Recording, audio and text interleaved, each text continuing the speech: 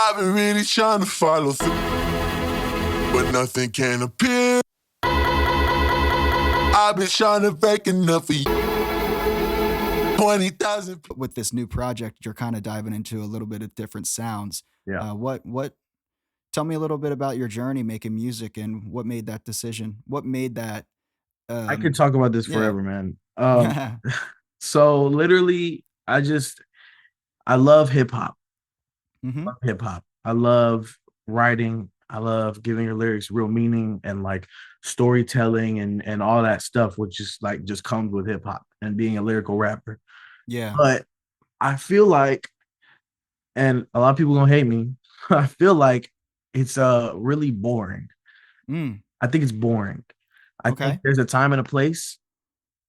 And like it's crazy coming from me because I'm like boom bap rapper, like Static Selecta, and all these people have co-signed me, and I was on Shea 45 and all this stuff, and like I've been like the little boom bap kid rapper, but like it is like it doesn't allow you for much creative expression. It really doesn't. There's a lot of like it's a set sound.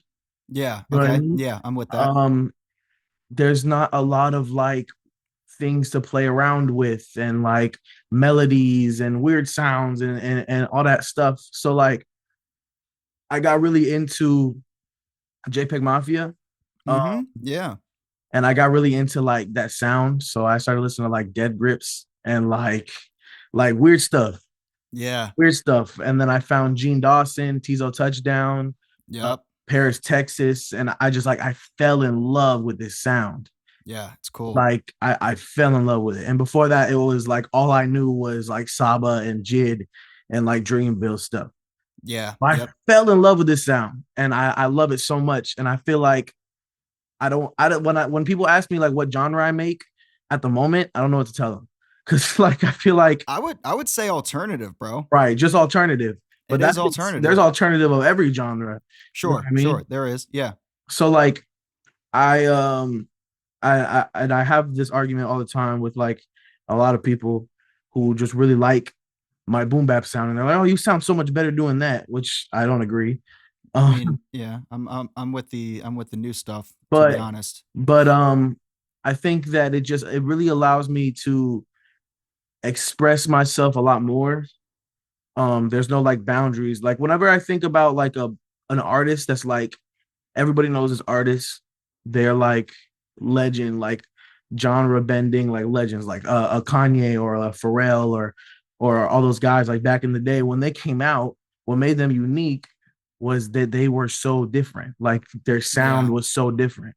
They were doing such a different thing. So why wouldn't I, imitating the greats, try to do something different? You know what I mean? So that's why I put on this damn ski mask and this blue suit. Yeah. And I try to be like an eye-catching figure. And I try to make the music weird. Like that album, I made this album a year ago. And I can tell by the way that you sent me over the Untitled stream and when they were placed. I was like, oh shit, this you don't even want to know the stuff that I've been making recently. It's crazy. It's mad different. You know what I'm saying?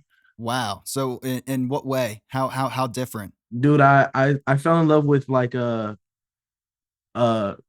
Brat. Like Charlie XCX. Like Charlie XCX Brat? Yeah. Are you going on some like hyperpop shit? I've been doing some of that, yeah. Wow, dude. Wow. Like I fell in love with Jane Remover and like all that stuff. So I've been really into like that sound, but incorporating it with everything else that I've been doing. You know what I mean? Like I don't want to let go of rapping. I don't want to let go of the rock. I don't want to let go of all these sounds. So I try to just bring them all together. You know what I'm saying? Yeah. So dude, with all this in mind, man, like who are you making music for? Dude, I would say myself. I would really say myself. I mean, I feel like I've been trying to make music for other people for a very long time. Yeah. People around me just to like make them happy. My friends, even my dad, just like making stuff just to be like, oh, I want to put a smile on their face because they like the song that I made. But like what I want to make is it really makes me happy when I sit in my chair in my room, my little studio, and I get to cooking. what really makes me happy is this stuff that I've been making. So I would really say I'm making music for myself, and I'm trying to pick up the people who like it as much as I do along the way. Yeah. And have you found that having more of a positive impact on just your relationship with music now that you're finally Oh, making music for yourself? absolutely. I like have a lot of fun. Like it's Mhm. just fun. It's just fun. Like I have so much fun like messing with the effects and putting weird sounds in. Like I produce most of my own music, so it's like I love just like all of it. And recently it's just been fun. It's been really fun. Dude, you're fucking cracked, bro. You're cracked. Thank you, You dog. produce you produce this shit? Yeah, I produced most of that album. There's two songs on it that I didn't produce. Was it Fire that you didn't I produce? produced Fire. You did produce Fire? I Which didn't one that produce you Run Up, and I did not Run Up? produce Superstarlight. Okay. Everything else was me. By the way, how do you know Marvin Gardens? That's my that's my videographer. Are you serious? That's my yeah. I was supposed to see him after this. That's Holy he shit. does all of my visuals. Wow, that's incredible, dude. What a small world. I mean, I love him. Like he's like one of my best friends. Yeah. Um, he reached out to me like a year ago to do the music video for Gray Matter for Mm, Anton's story. Him and my friend Brian. They have a group called 25 p.m. in the morning. So wow. they reached out, and then Marvin one day was like sending me voice memos, and he was like, "I can sing, bro. I can sing." And he like sent me voice memos, and I was like, "Yeah, bro, whatever." And then he came to the house, and I was just like, "All right, cool." So we made like a beat, and I wrote for him. Marvin's Evolution, that was in November of last year. It feels like so much shorter. I can't believe it's already been a year, but like that was in Mm, November of last year when Marvin made his first song ever. wow. Holy shit. Yeah, well, shout out Marvin Gardens. If you haven't heard of him before, go check him out. He's got Absolutely. great fucking storytelling, great creative direction, and his music's also fire. Mhm. Dude, the intro to this album, I just kind of wanted to talk about it a little bit because I had this question like you kind of pose this conversation between these two people that are kind of hating on you, Yeah. that like have a lot of doubt, and they're almost listening to the album out of spite. Right. It's like, all right, I want to listen to this because I want to see how trash and ass this stuff is. I Yeah. want to say like, what do you have to say? Well, I think a better question to ask for you first would be, who are the haters? I think that the haters are just I think in the music industry especially, Hmm. there's a lot of jealousy. So Okay, yeah. I think the haters are other artists. Okay, Number one, there's yeah. a lot of jealousy. It's like, and I think we're all guilty of this. It's like as a creative, you see you've been putting your work in and you've been working hard, and then the young dude next to you blows up, and Mm, you're like, well, what the hell? Like, what is he doing that I'm not doing? You know what I mean? So it's like you don't know, but that young dude who you think just blew up has been working hard for all this time and putting in all his work. You know what I mean? So I think a yeah. lot of people look at me like that. Um, like who's this new kid? Who's this? Like I will admit, like I had a quick rise. You know what Yeah. I mean? Like I've been working so hard for years. Like I mean, since you were 8 years old, bro. yeah, Yeah. I mean when I started taking music seriously when I was 13. When Hmm. I started rapping. I from 8 till 13 I was only making beats, and then I started rapping and writing when I was 13, and I really started taking it seriously. But I didn't have like a break until I was like late 15, Mm, 16, and that's because I had a TikTok blow up, and that was yeah. really really it. And I mean, my rise has been big, and I definitely seen amongst that like people one switch up completely around you. They start to act like you're God, and Mm, it's like, bro, you don't like me. Like I know you don't like me, and then it's hmm. like so people are just jealous. People they'll stop writing you back. They'll stop like I'm not about that game. Like I'm not about that hate game. Like if I see somebody that I know win, like I'm happy for them.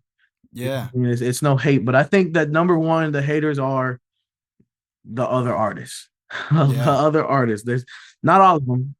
That sucks because it's like at the end of the day, dude, the artists should be coming together for each other and being like, Exactly. yo, like we got each other's backs. Like they should Right. not be hating on each other at all, No. like Like none of that 90s hip hop shit, bro. Yeah, Let's be exactly. like let's love, dude. Like what's the fuck? It's whack. And especially social media doesn't help that shit either. Not But at like all, dude. I kind of wanted to say like so you're acting. Is that you on the intro? No, that is my Okay. friend Dalawada. Okay, Dollar Water. Yes. That's Nice. him. That's his two same guy doing Mhm. voices in the intro. It was literally like a spur of the moment thing. I heard him like do some voice acting thing, and I was like, "Yo, you want to do this for me?" And he was like, "Yeah." And then I sent it to Genius that night. I was like, "Yo, new intro." That's fucking sick. Yeah. So how does that intro kind of play into the whole theme of the album? All right. So the album is like the album is literally how I was saying earlier, how I was on that boom bap stuff, and then Yep. I've decided to change. The album is literally like just talking crap about all the people who don't want me to change. Oh wow. So it's like I made up a fictional record label called QBIAE, which is just the acronym for the album. Mm-hmm. And QBIAE Records has signed me, and they are making me wear this. They're making me do this. They're making me do like videos I don't want to do. Like they're like a just a controlling record label. Yeah, yeah. And in this album, like I recognize that and I leave. Like the so if you saw some of the skits for the videos, Mm-hmm. um, we were in a car in one of them. One of the videos we're in a car driving away. One of the videos we're walking down like a road. Like we've been running away from the Okay. record label. So you're like a fugitive basically of the Exactly. So record that so label. we've been running away from this record label, and at the end of the album, with the final song, it's called "Take the Money Home." Yeah. You'll Which see is like, which is especially, I'm gonna say real quick, Anton now, yeah, that is my favorite song on the album. me too, man. Let's Too, go. man. But you'll see with that song and that video, especially, it's kind of like I'm breaking free. Yeah. I'm finally breaking free. So I think that the intro is the people who are in agreement, the people who are like, you need to stick in your lane. You need to stay where you're at. You only got one lane. You can only sound like this. So why are you making rock music? Why are you doing this? Why are you doing that? Like you're an idiot. You know what I mean? Mm-hmm. So I just wanted to kind of like encompass that in the intro, and Yeah. I kind of wanted people to agree with them in the intro. So that's why I told him to call me fat. Like I told him to like make fun of my hair. Like I told him to like do these Yeah. things. It's like, okay, he is fat. Like his Dude, they hair were is a little ripping you, frizzy. bro. They You know what were I'm saying? ripping you. Yeah. So I wanted them to agree. And then I want them to listen to the album and hear what I have to say in retaliation, basically. So like and Take the Money Home, I say like I won't let no A&Rs tell me how to make my music. Mm-hmm. And Quiet Before It All Explodes, I talk about like people and their like expectations towards Mm-hmm. me, and Run Up and all those things are they're literally like just my responses basically to like just the people that think that I can't do whatever I want. Holy shit, dude. How do you feel about that? Like on a daily basis. Fuck all the music, take it all out. Like, how does that really make you feel? Like the people that don't think that think I can't do it, Yeah. yo, it makes me very mad. It Yeah. really pisses me off and it makes me want to do it even harder. Yeah. It really, really does like it makes me feel like, yo, if I don't blow up, dude, then I'm like horrible because I've been talking all this up. Like I'm like, listen, I'm gonna do whatever I want. It's gonna work, and I need to see it work because I'm like, now I got some statements to back up. But Yeah. like for real, I mean, it affects me just because I think that some people have no vision. Does that make Mm-hmm. sense? Some people have no vision. It's like I understand that you like just boom bap music. I have that music for you. Go listen to it. I'm not gonna be done with boom bap. I'm sure you within the next year or so, I'm gonna drop another boom bap song. It's gonna happen. Like it's what I do. Yeah. One of my main sounds, but like it's not what I want to be known for. And I realize that I'm known. Like I forget that all the music that is on my Spotify, that's all people know of me. Mm. I don't think about that all of the music I have on Untitled and in my computer and the sounds that I've been doing. And then people are like, oh, I love your boom bap, your lyrical rapper. And then I'm like, what do you mean lyrical rapper? But then I'm like, wait, literally I don't have any of this music for people to hear. Like they don't know that I'm Yeah. doing this. Yeah. So that's also why I was like, this project needs to be so different because I want to make a change right now. I don't care, and that's the one thing. I don't care if I lose some fans Mm. who just want to hear some boom bap because those are if they're not open to just listen to me and my artistry because they know that like I can hit all of these different sounds. Yeah. I have the music for them, and if they want to like drop me because they're like, "Ah, you're making all this rock music and weird stuff," then like, all right, like I'll stick with the people who like it. You know what I mean? I'll stick with the people who like it because it's what makes me happy. I'm not gonna make something that doesn't make me happy. Tell me a little bit more about this, like feeling being looked at as a god, like that type of whole experience. Like, what was that like for you, and how do you deal with that? Because like that's got to be a little stressful. I feel like, you know. I think when I used the word God was wrong. I shouldn't use the word God, but Okay, like but I think icon like or. it's just like people when you initially have success, Mm-hmm. a lot of people who weren't there before come looking for things. Mm-hmm. They'll come like asking you for things and they want stuff from you and can I get a verse now or hey bro remember that song I sent you all that time ago bro you want to put a verse on it and all this stuff and it's like well I just don't got time for that now like I had time for that back then when you didn't want to hit me back Mm-hmm. I just don't got time for it right now and I don't get it as much anymore just because I kind of pushed all those people away Sure. already. Yeah, rightfully so. Right and I think it's just like it's something that anybody will experience, whether you're in a creative field or not. Just the moment you have success, you'll see it if you get a new car and you have a friend who doesn't have a car and they want to ride. You know what I mean? Like Yeah, yeah, they're yeah. they're gonna start asking you for a ride. They're Like like, yo, can you be my personal Uber now? exactly. Oh, bro, remember that one time I bought you food? Like drive me to my drive me here. Drive. It's like yeah, Oh, you bruh. know what I mean? So Yeah. it's like it's something everybody will see, and I think it's something anybody could agree with. Like when you get success, there's leeches in your life that Yeah. show themselves.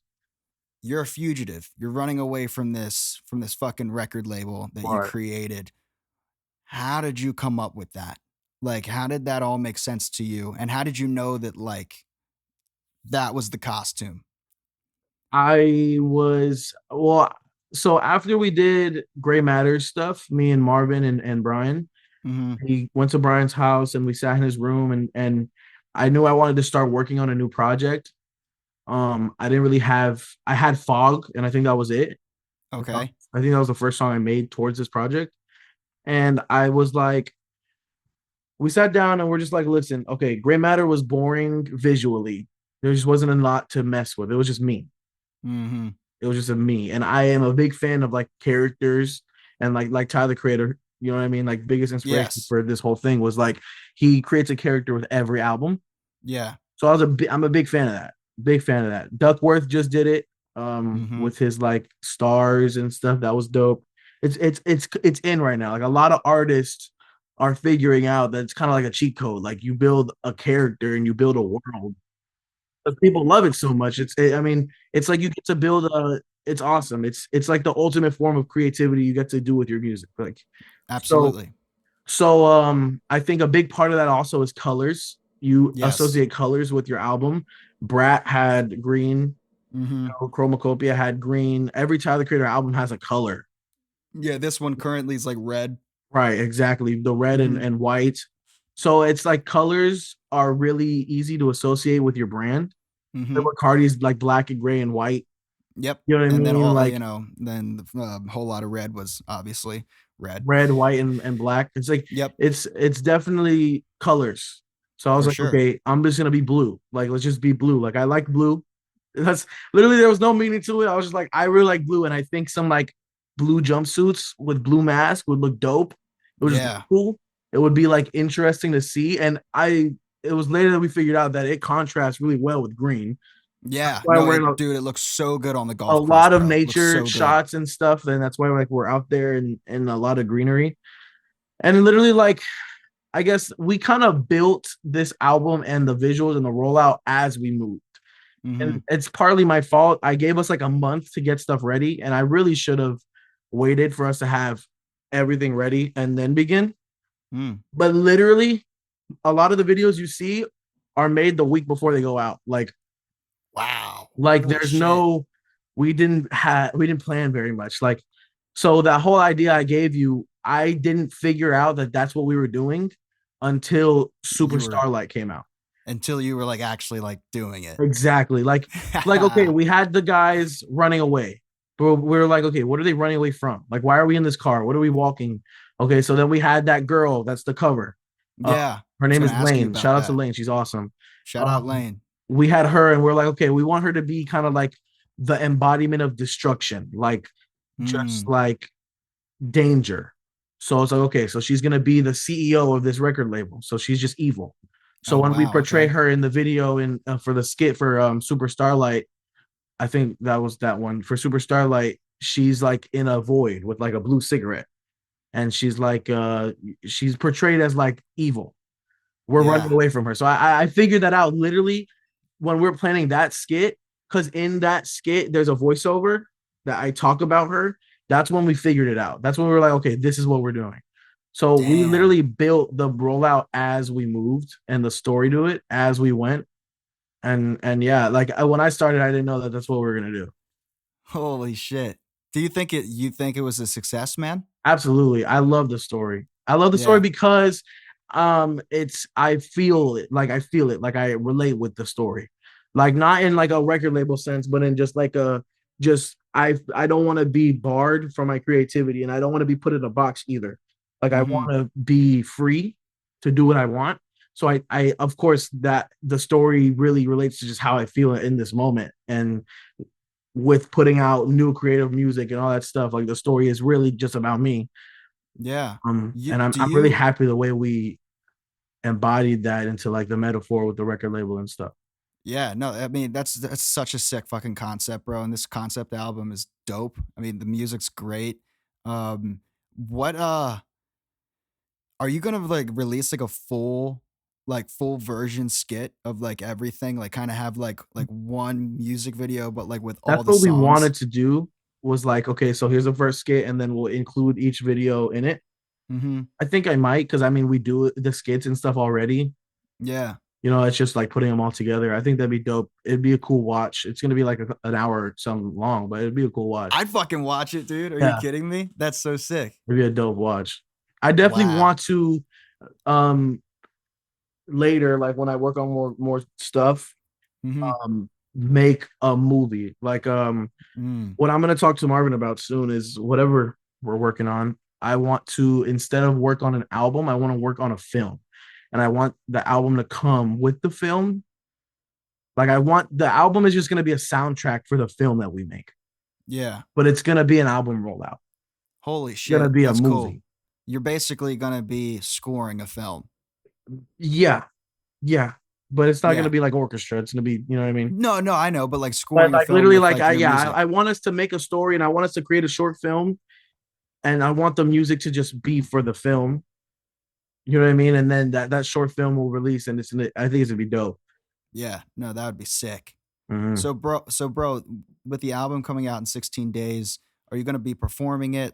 Absolutely, I have a show this Friday that I'm doing a majority of the album, and then on the day the album comes out, I'm trying to do an album listening party that I'm planning, Holy shit, that'd um, be sick. and then on the 27th of September we have 8608 Fest, which is like the first one. I really want to do a music festival. I was Mm-hmm. very inspired by Dreamville Fest. I've been to like three of those. And it was like I loved it so much. I went with my dad, and it really inspired me. Just like J. Cole was able to just pick the artists that he loved to come perform, and it was just a great event. So I want to do that. Maybe not. I obviously not right now at such a grand scale, but we have Yeah. a really dope venue down here in downtown Fort Myers, and I have some really good artists coming from around Florida and around the country to come perform. It's a free event, and I'm gonna be doing the entirety of the album that night. Damn, what, September 27th? September 27th. Shit, bro. I might have to come down to Florida, That'd be bro. dope, man. That'd be dope. Yeah, that'd be so sick. To kind of finish out this interview, I kind of want to go through every track with you, um, starting with Quiet Before It All Explodes. Yeah. and I just want you to kind of pick out your most favorite bar or line, and why it's so significant to you. I think in Quiet Before It All Explodes, probably Quiet Before It All Explodes. Just because Quiet Before It All Explodes kind of just means the same as like the calm before the storm. You know what I Yeah. mean? It's like quiet before it all explodes. So it's my favorite just because I think it's like the perfect name for this project because it's something nobody's heard from me before. So it's kind of like exploding, you know what I mean? Mhm. Especially for the last track. And Yeah. and it's kind of like it's a good it's sway into the sound, you know what I mean? So for the people who haven't heard all these songs yet and that come on when the album's completely out, I feel like it's a really good introductory song. Yeah. And then so Fire. What's the standout one there? You really make me think, dude. I never thought about these questions. That's my job is I gotta ask questions that nobody's asked before. I want to say like the first bar, the first Okay. two bars, which is even though the fire makes it hard to breathe, I will be in love. Even though the fire burning hot degrees, I know you're the one. Mm. And it's like I think at face value, it sounds like it's just like a love song. I think that whole song at face value just sounds like a love song, which would be pretty out of place with what I told you the Yeah. album's about. But I think it's also about just music in general and Mm. like the creativity in music. So even though it gets hard to breathe, even though I a lot of people can tell me that it's bullshit and a lot of people can tell me this and that, I know that this is still what I'm gonna do. Like I know you're the one. I'm still in love with this. It's still what I'm gonna continue doing, even though sometimes it gets a little humid and it becomes difficult. So I think that one bar really changes the view of the entire song if you think about it that way. Yeah, no, it literally does. I was just sitting here thinking like, "Oh shit." Now Fire kind of seems like he's being smothered by the smoke that is created by like all this heat that Right, everybody's putting on him, right. specifically the music industry, other artists, fans, and being like, "Yo, stay in this lane, be this thing." And that's one that I did consciously make that song about that when I did it. That Yeah. I don't do that often. I'm not gonna lie. I usually just make a song, but that's one I Yeah. did consciously think about that. What you're saying. Yeah, that's no pun intended, that's fucking fire. That's Yeah, sick. thank you, dog. And then we go to another natural element. I was, that was gonna be something I was gonna do, and it was like an early concept was I was gonna name this album every song is just gonna be like an F word. An F And word. natural because I did fog and then I made fire, and those were the first two songs of the project. Oh, And I really? was like, Oh, well, wow. I mean, like, what do we like? Let's do something else. Like let's Friction. yeah, let's just keep it going. Like, That's just keep it funny as going. hell. But okay, fog. Also, so in fog, it say I've been trying to shit. I've been trying to break it up with you. 20,000 people in the room. Sorry, dude. My ghostwriters, I gotta. I'm kidding. uh, Um, I literally like when we went on a little break, I thought about this, and I am like blanking now. Um, you're good.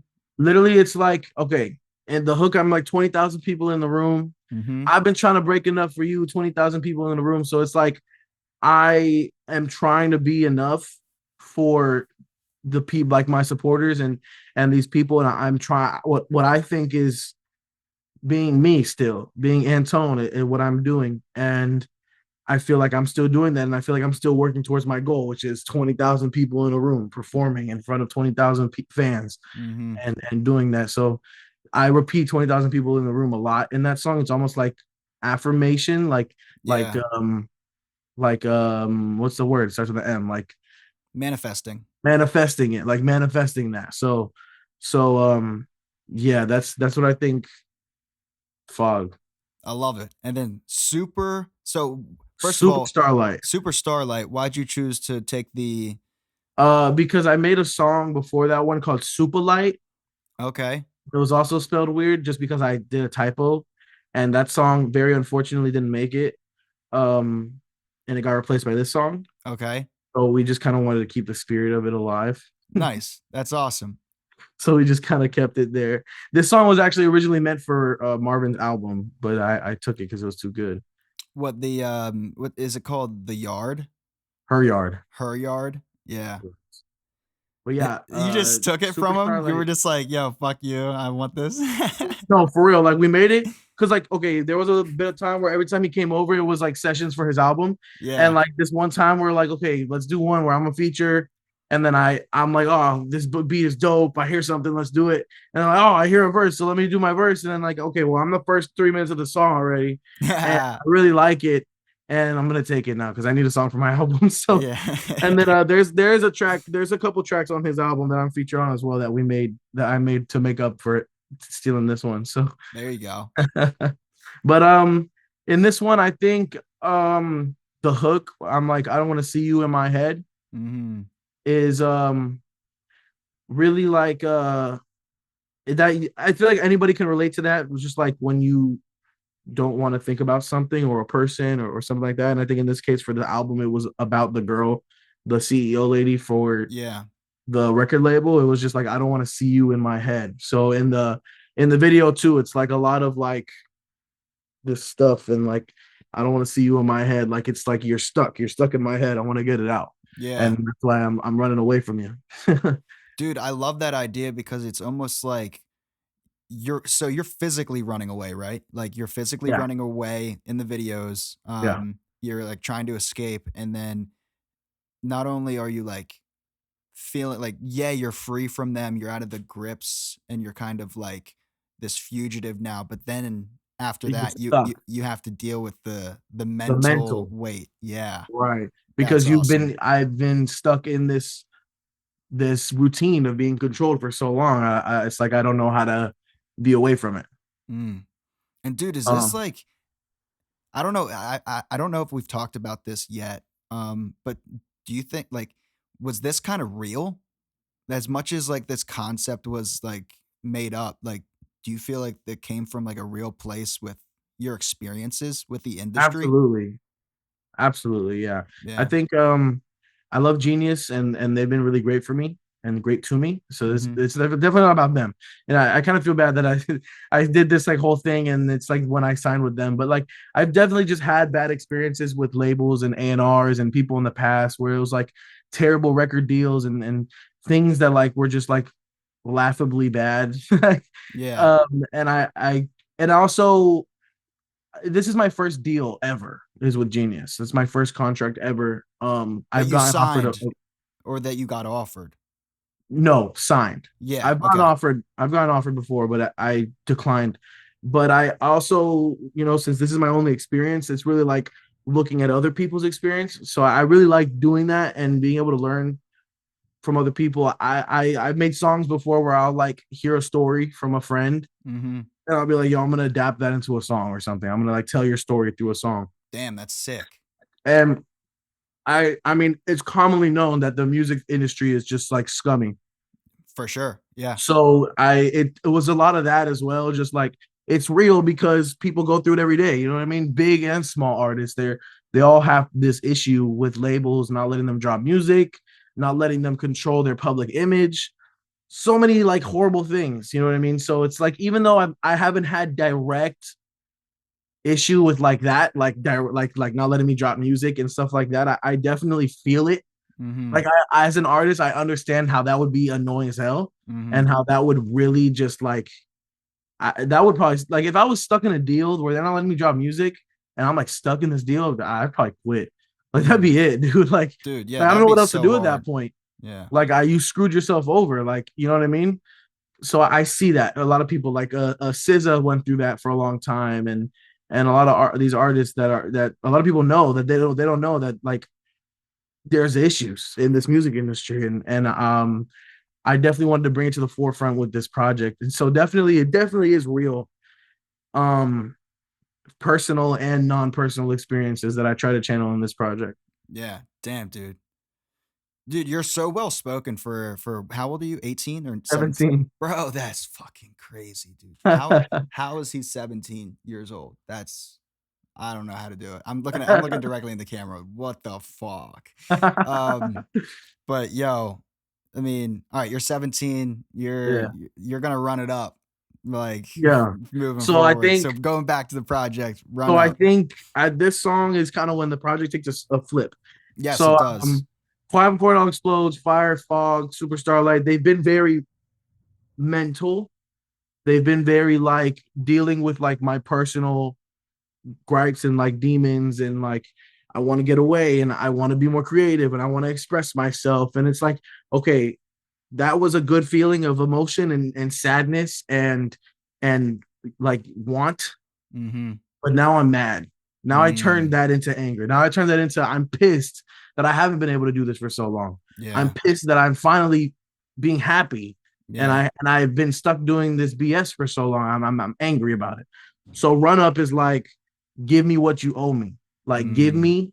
give me my respect. Give me my freedom. Give me like everything. You know what I mean? So in run up, I mean,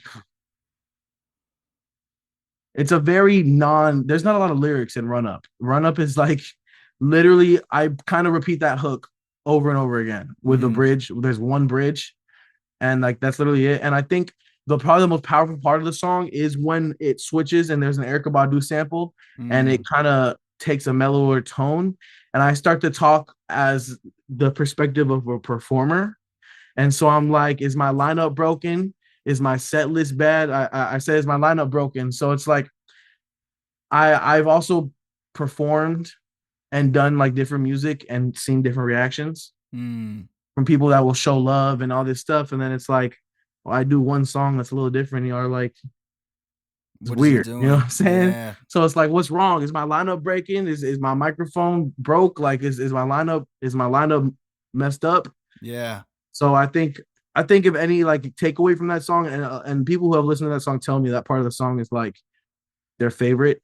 And I think if I had to take a bar away from that song, it would really be that whole part, Yeah.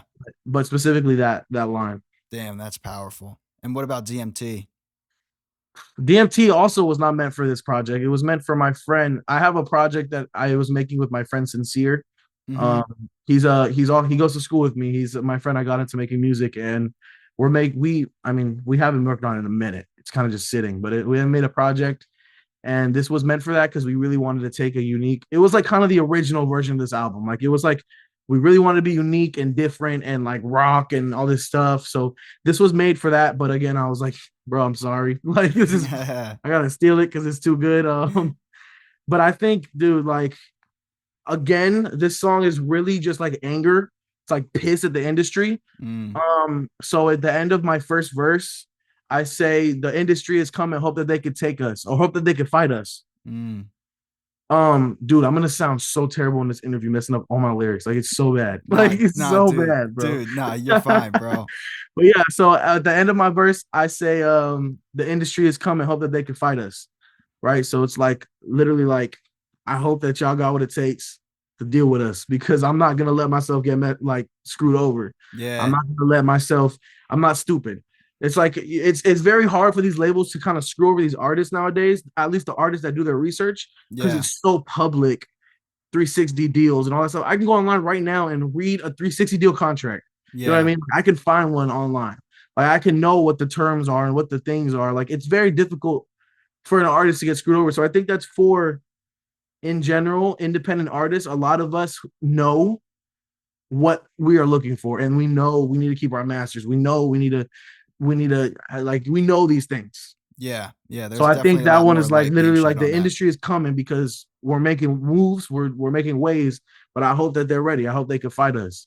And DMT, why did you choose that as like the motif of the song? Because it was the name of the guitar sample. Was it really? I'm not gonna lie, dude. I'm not gonna lie. We were gonna come up with a new name for it.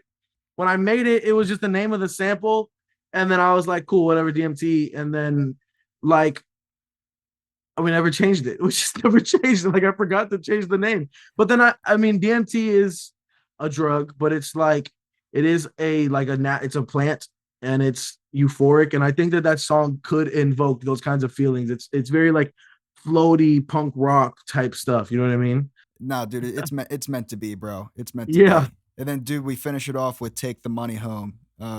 What can you say about this track? This track is my favorite track. I think it's one of my favorite songs I've ever made. Mm-hmm.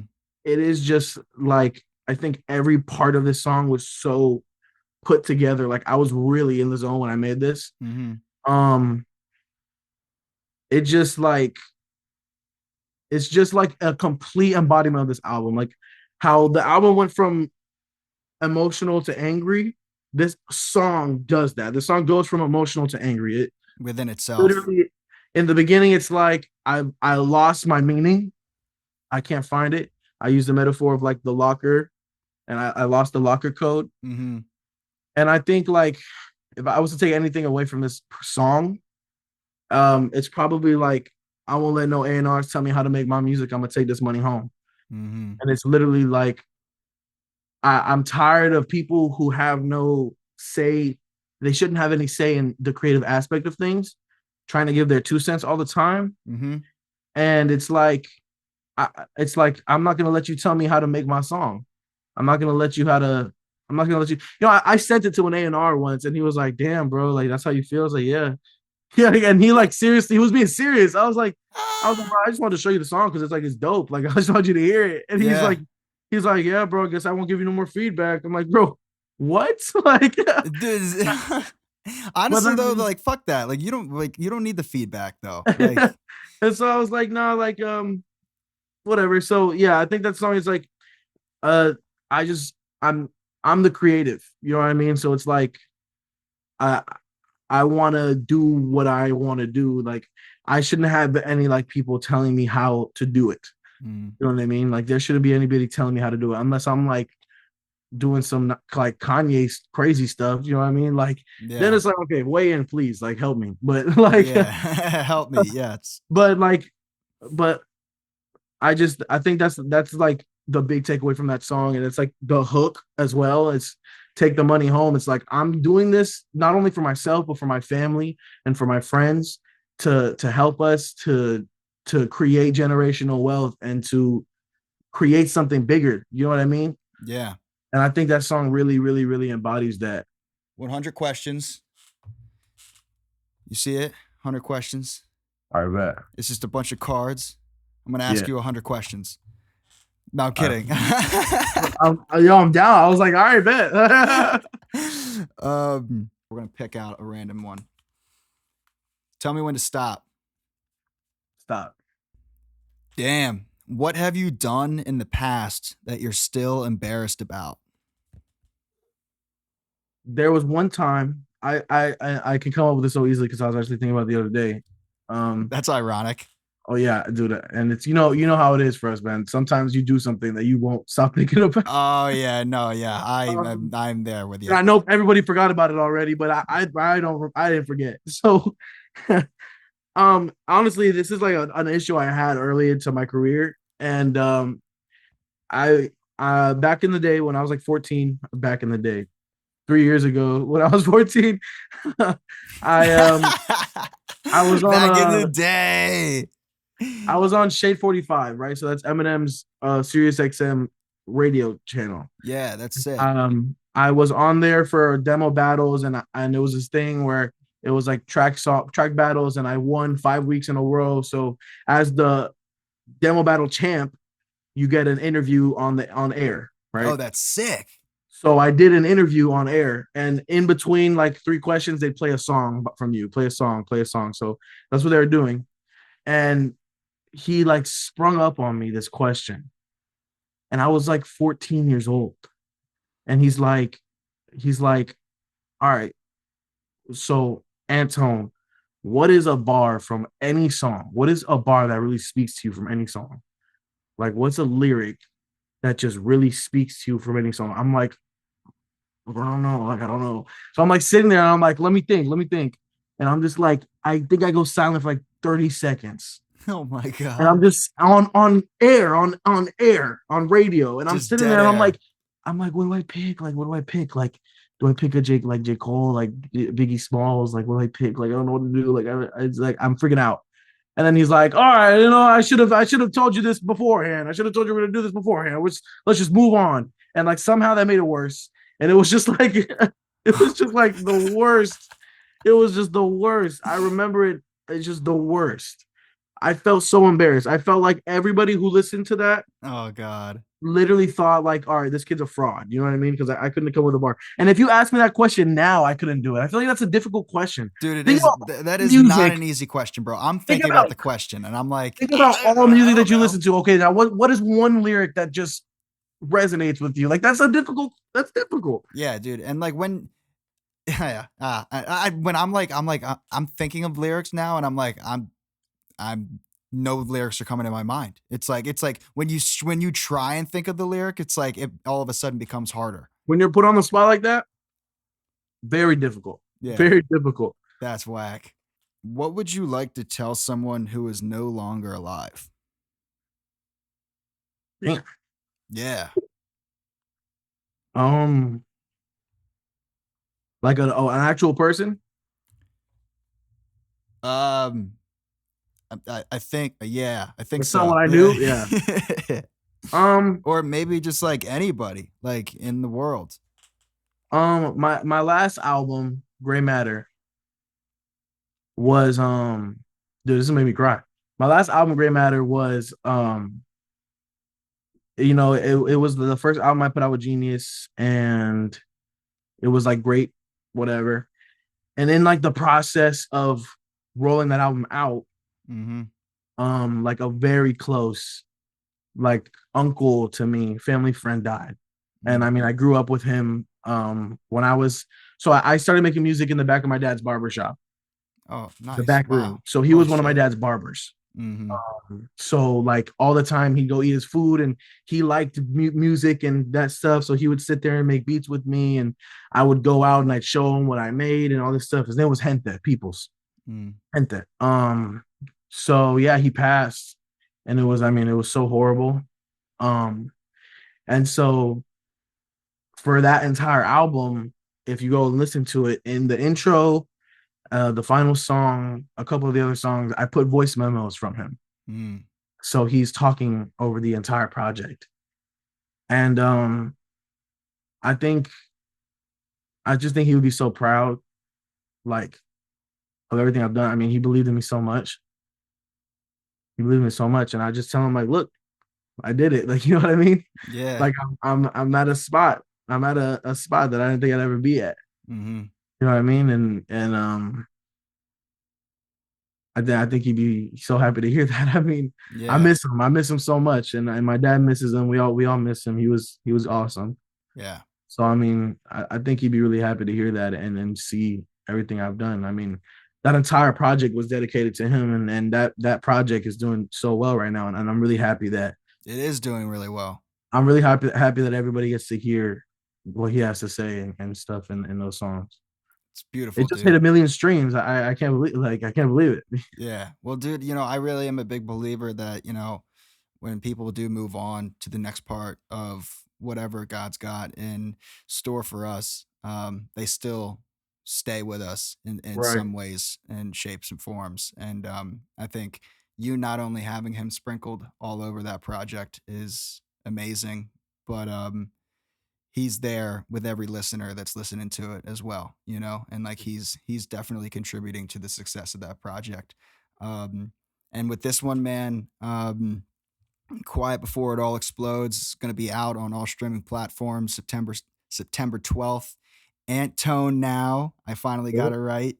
You can follow Antonenow on Instagram. It's ANTONENOW. And yeah, dude, everybody keep a lookout for this kid because this is just the beginning. And Antone, if you had one thing to say to the world, man, what would it be? Do what you want. Be creative. Do what you want.